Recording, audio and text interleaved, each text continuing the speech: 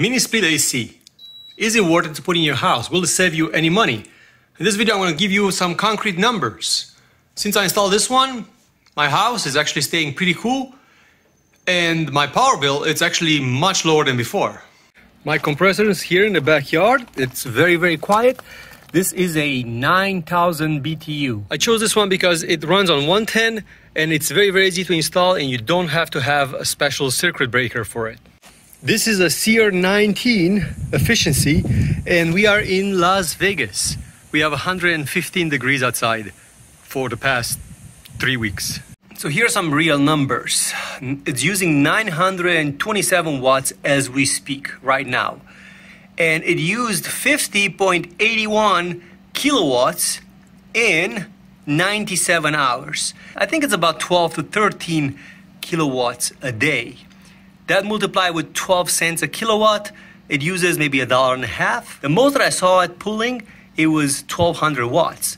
This extension cord is rated for 1700 watts. So this extension cord can easily handle it.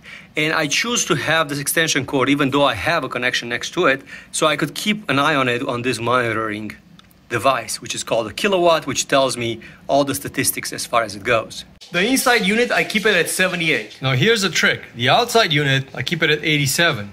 Why?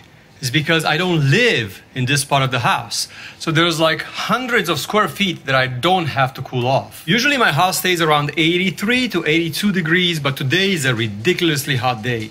So today we're pushing 85 without the AC running. As you can see, my dining table, it's useless to me. I have some clothes hanging over here, so I don't use the kitchen. I eat outside, I stay in my room, and then all these 2,000 square feet of a home don't need to be cooled off. So if you have to cool off an entire house and you have to buy 4 of these units, maybe they will not be as efficient as the big one. But if you could just cool off a part of your house, you live by yourself or just you and your significant other, this will work and save you a lot of money on bills. Here in Vegas, we used to get $300 to $350 bills in summertime, and now we don't.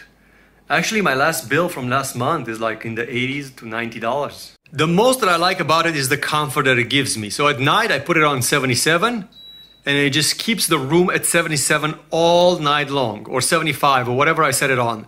I like to sleep in cooler temperatures, and I don't have to cool off the entire 2,000, 2,500 square foot house for just one room where I'm sleeping. Also, it's very, very quiet. Listen to it. Can you hear it? It's running right now at full power.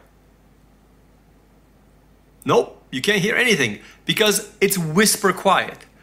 Also, it's a great system to have as a backup. So it's an amazing system to have as a backup in case your main unit goes bad.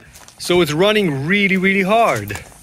And it saves me a lot of headache on this big one. Because if this one goes out, I am in trouble.